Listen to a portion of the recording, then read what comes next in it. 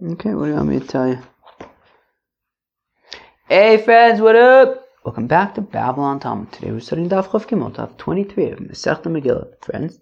Today we're going to continue. The first part of the Daf is going to continue. We're going to talk about the different aliyahs that you have on different days, like Yom Tif and Shabbos and Yom Kippur. And then we get to another Mishnah where we talk about different things that have to be done with 10 fellows. So that's what we're going to talk about today, friends. Let's jump in. We're all the way at the top of Daf Chof Gimel Amud Aleph, first line of the page. B'Yom Tiv Chamisha, B'Yom Kippurim Shisha, V'chulei. So our Mishnah said that on festivals, on holidays, we have 5 people called up to read from the Torah, and on Yom Kippur, 6 people, Masnis and Moni. Who is the author of our Mishnah? Lo Rabbi Shmuel v'lo Rabbi Akiva. So it's neither Rabbi Shmuel nor Rabbi Akiva. What does that mean? The Tana is, we learn in the Brisa, B'Yom Tiv Chamisha, okay, fine. So on Yom Tiv 5 aliyahs, V'Yom Kippurim Shisha, on Yom Kippur 6 aliyahs. So far it's the same thing. V'Shabbos Shiva, okay, on Shabbos 7 aliyahs. So far it's exactly the same thing. Ein Pochas Imein, you can't have any less than that. Vein Mosifin Alein. And you can't add any more than that number. So that's where we get different, right? Remember, we talked about Bragis yesterday. That, the bar mitzvah, everybody needs to get an aliyah. So you can add on aliyahs. But over here we seem to be saying, Divrei Rabbi Shmuel, this is the opinion of Rabbi Shmuel, that while everything is aligning, right, Yom Tiv 5, Yom Kippur 6, Shabbos 7, you can't do any less. But Rabbi Shmuel seems to be saying that you can't do any more either. Whereas we had said in our Mishnah that you'd be allowed to add on to them. Rabbi Kiva Omer says, Rabbi Kiva b'Yom Tiv Chamisha, on Yom Tiv it's 5 aliyahs, Uv'Yom Kippurim Shiva, on Yom Kippur it's 7 aliyahs, Uv'Shabbos Shisha, and on Shabbos it's 6 aliyahs. So that's, right, obviously on Shabbos we do 7 aliyahs, whereas Rabbi Kiva is saying 6, and then on Yom Kippur it's 7, so that's obviously different than our Mishnah. In Pochas in Mein, Ava Mosifin Alein, you can't do any less than those numbers, but you can add on to them. Money. So who is the author of our Mishnah? Rabbi Shmuel, Kasha Tosefes. Well, if it's Rabbi Shmuel, it was almost identical, except that Rabbi Shmuel says that you're not allowed to add on anything. And our Mishnah says that you are allowed to. Rabbi Akiva, Kasha Shisha V'Shiva. And if it's Rabbi Akiva, so then, he kind of has the opposite when it comes to Yom Kippur and Shabbos, right? Our Mishnah says, and what we do actually is that on Yom Kippur it's 6 aliyahs, and on Shabbos it's 7 aliyahs. Rabbi Akiva says the opposite. Yom Kippur is 7, and Shabbos is 6. So, all my Rava says, Rava Tana Devei Rabbi Shmueli. So our Mishnah is the Tana Devei Rabbi Shmuel, the teaching from the Beis HaMedrash of Rabbi Shmuel. The Tana Devei Rabbi Shmuel, B'Yom Tiv Chamisha, then on Yom Tiv it's 5, B'Yom Kippurim Shisha, B'Shabbos Shiva, on Yom Kippur 6 aliyahs, on Shabbos 7 aliyahs, in Pochas Imein, Ava Mosifin Alein, Divrei Rabbi Shmuel, you're not allowed to have any less than those numbers, but you are allowed to add, Kasha Rabbi Shmuel to Rabbi Shmuel, to which the Gemara says, wait, but one second, how could Rabbi Shmuel be saying like our Mishnah, yet also be saying not like our Mishnah? How could he say in one place that you're allowed to add on to the aliyahs, and in another place you're not allowed to add on to the aliyahs? So Trei Tanoim Libud Rabbi Shmuel. So the Gemara answers, it's taka 2 Tanoim, 2 teachers teaching the opinion of Rabbi Shmuel. Oh gosh, friends, my arm hurts a shtickle. It's hard for me to hold the Gemara because I was in the shuk and there was an old lady who needed help carrying the packages, and I'm really not a tzaddik or anything like that, but I guess it's more she kind of put me on the spot. So I helped her carry the packages. Those are very heavy packages. I guess she probably wasn't planning. I guess that's why she asked me to carry them. Yeah, I guess there wasn't much of a chance that she would. But now my arm, because as everybody knows, I don't exercise or anything. So, that's, so I kind of have a shtickle dead arm now. I can't even hold the Gemara. Maybe I can hold it from a distance. Let's see, how does that work if I hold it from a distance? So, Montana, no, that's too hard. Okay, well, maybe I can hold it with my left hand. No, that's not a bad idea. Okay, and then I can stretch my right hand while I do that. Let's try that. Stretch and hold and read and do all these things at once. Montana Ladatanya, okay, this isn't working. Montana Ladatanya, who is the author of the following brisa, B'Yom Tiv Me'achrin Lavo U'Memarin Lotzes, that on Yom Tiv they start davening later and they also end davening earlier.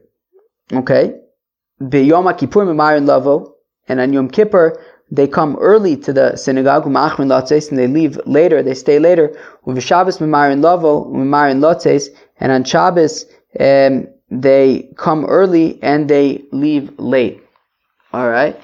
So Lema Rabbi Akiva, this lay Gabri Yiseres. So let's say that this is Rabbi Akiva.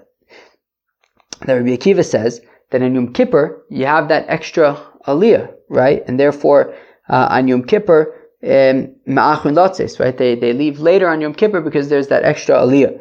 So afilu temer Rabbi Shmuel, you can even say that it's Rabbi Shmuel mishum denofesh sidur diyoma. No, that you could say that the reason why people are coming early and late really has nothing to do with the aliyos. It has to do just with practical concerns, right? When it comes to Yom Tif, for example, so you have Sudas they have to prepare. You're allowed to cook on Yom Tif. You're allowed to be preparing Sudas on Yom Tif. So that's why you get to shul later, because you're busy preparing in the morning, right? And then you also want to leave earlier to get back to the Yom Tif Suda. And on Shabbos also. So you come to shul earlier because you already prepared everything the day before, but you leave early because of Einik Shabbos. You want to enjoy Shabbos and get to your Suda. And but on Yom Kippur, there's no eating or anything, so therefore you can get there early and you can leave later. Hani shlosha chamisha v'shiva keneged mi. Oh, so these 3 aliyahs during the week, the 5 aliyahs on Yom Tiv, the 7 aliyahs on Shabbos keneged mi. What do they represent? So pligiba Rabbi Yitzchak bar Nachmani v'chad de'imei amonu Rabbi Shimon ben Pazi. All right, so it's a machlokas between Rabbi Yitzchak bar Nachmani and somebody who was with him, and that was Rabbi Shimon ben Pazi. Ba'amila Rabbi Shimon ben Pazi v'chad de'imei amonu Rabbi Yitzchak bar Nachmani. Some taka say it was actually Rabbi Shimon ben Pazi, and one person with him was taka Rabbi Yitzchak bar Nachmani. Ba'amila Rabbi Shmuel bar Nachmani. Rabbi Shmuel bar Nachmani. Some say it was taka Rabbi Shmuel bar Nachmani. Friends, I'm not going to test you on this. Let's go weiter. Chad Omer, one of the opinions is keneged birkas ke'anim.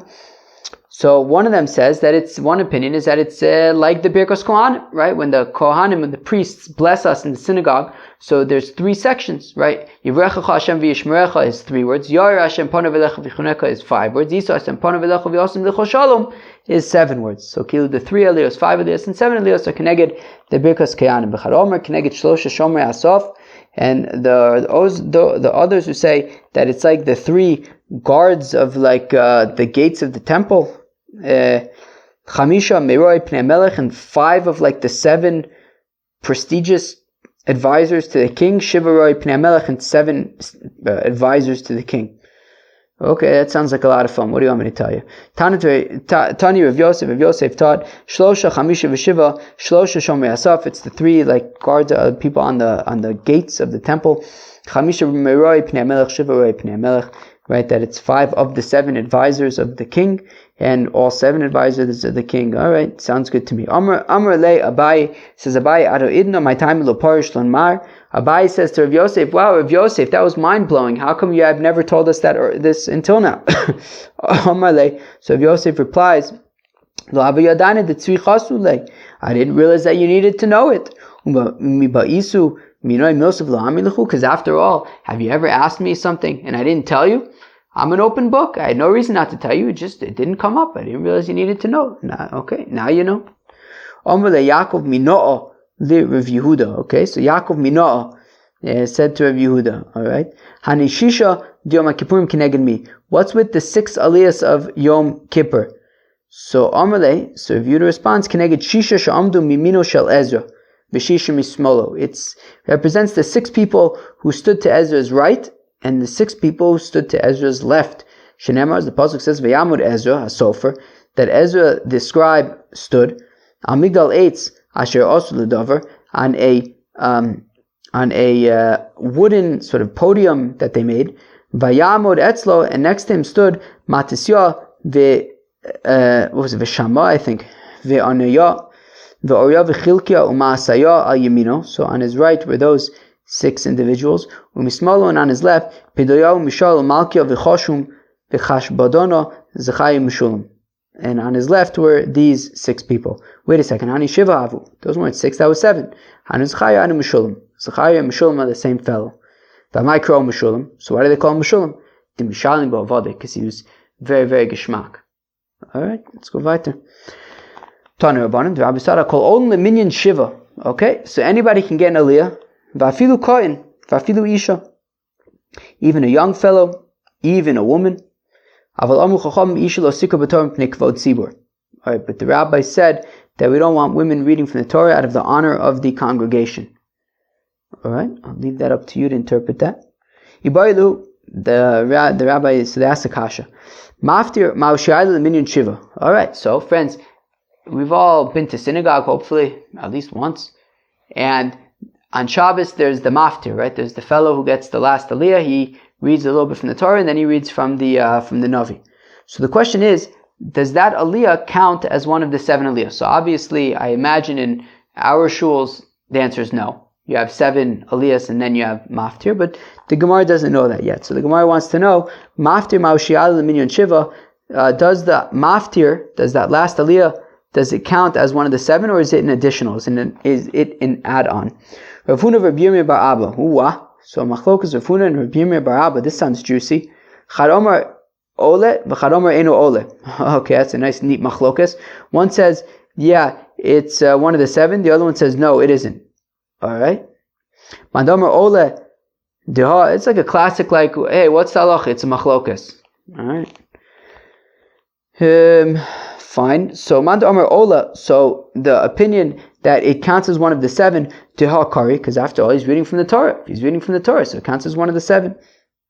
Mandomer eino ola kedeula. The opinion that that the maftir does not count as one of the 7, it's like ula. That ula says, how come the fellow who reads from the prophets also reads a shtickle from the Torah? Out of the honor of the Torah, right? We don't want to be like equating reading from the Torah and reading from the prophets. So, right, if they were just like, you have 7 people reading from the Torah and then you have somebody else reads from the prophets, it would be like as if we're equating the two, that they're both on the same level. But if you have sort of the fellow reading from the prophets also reads from the Torah, in order to like, it's not equivalent. It's like, I guess almost as if like the Torah kind of gives like legitimacy to the Navi. So it shows that like the Torah is kind of on a shtickle higher level. All right. And since this whole inyan of reading from the Torah is really just to indicate and to show the honor of the Torah, so it's not actually one of the proper. It's not. You're not reading from the Torah because we're reading from the Torah. We're reading from the Torah in order so that you shouldn't equate the Navi with the Torah, and therefore it's not actually one of the 7 main ones that we need. Meisvei we talk of a kasha amafter benovi. So somebody who reads from the prophets, so you shouldn't read any less than 21 verses from the prophets. Those represent the 7 aliyahs that we got, that we read from the Torah. And if the second opinion is correct, that the maftir is not one of the 7, so then that means that, right, Lemaise, there are 8 aliyahs that we read from the Torah, the 7 plus the one from maftir. And if we're saying that you have to read 21 verses from the prophets because of the 21 verses a minimum of 21 verses that we have to read from the Torah, because 7 times 3, right, 3 verses in each aliyah. So then, if it was 8, if the maftir was a separate aliyah, then it would be 8 times 3, which is 24, not 21. So the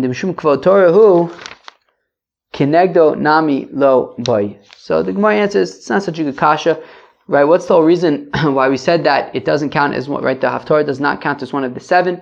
It's because it's really just coming out of the honor of the Torah. So it's also, not taken into account when we're trying to figure out how many verses do you have to read from the prophets. We count the 7 aliyahs, not the maftir. Maskif la Rava taka asa kasha. Friends, you ready for the kasha? Here we go. How could we say that you have to read a minimum of 21 verses from the prophets? What about the Haftorah Olosechem bo?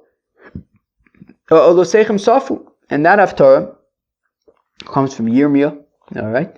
And it's less than 21 verses. And we read it, even though it's not 21 verses. Shiny Hasam.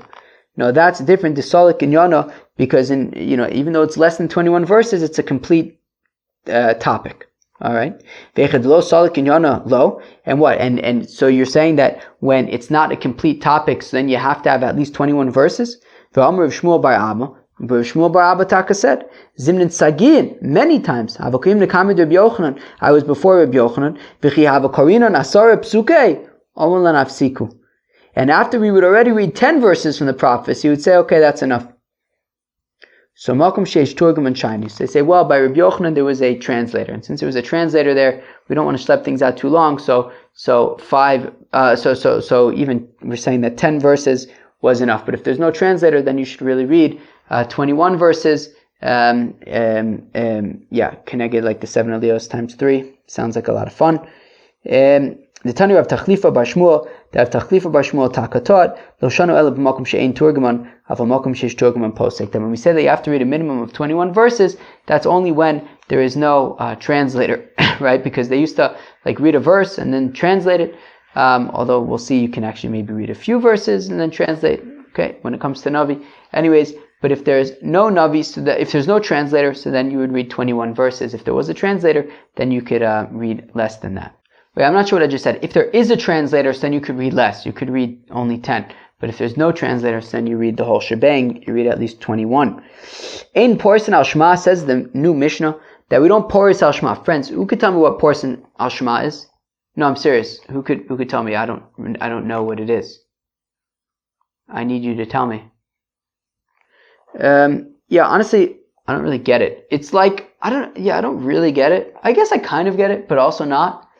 Rashi depicts this this scene where I don't know, you have a minyan of people or something, or you're at shul and you already said Shema, and then all these another minyan of people comes and they didn't daven with a minyan, so they want to chaparayin Kaddish and Baruch Hu, so they just say Kaddish and Baruch Hu and the first bracha of Shema.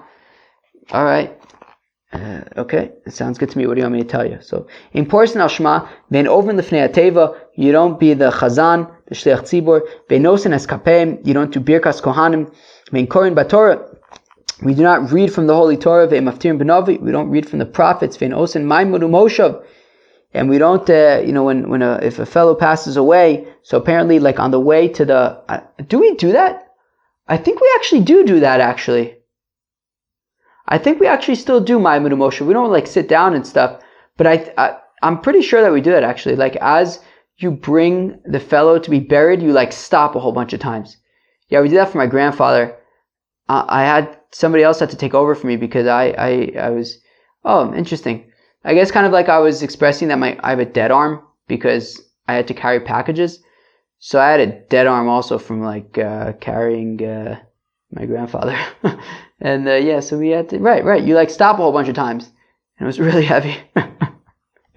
Anyways, yes, I guess we do some form of this even nowadays, right? So, Ben Osen Maimudu Moshav, right? So we don't do this sort of stopping and going. Vein Omrim Birkas Avelim, and we don't say the blessing of the mourners, the Tanchume Avelim, or sort of consoling mourners. Uvirkas Chasanim, and the blessing for grooms. Ve'mezamnin b'shem, and we don't make a zimun with God's name.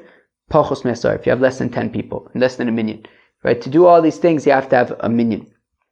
Uvakakos tisha v'koyin v'adam kayot ziboyin, and when it comes to appraising property, right? If somebody donates property to the Beis Hamikdash, and we have to evaluate how much it is in order to know how much he's got to pay to the temple treasury. So you need 9 people plus a Kohen, so 9 Yisraels and 1 Kohen.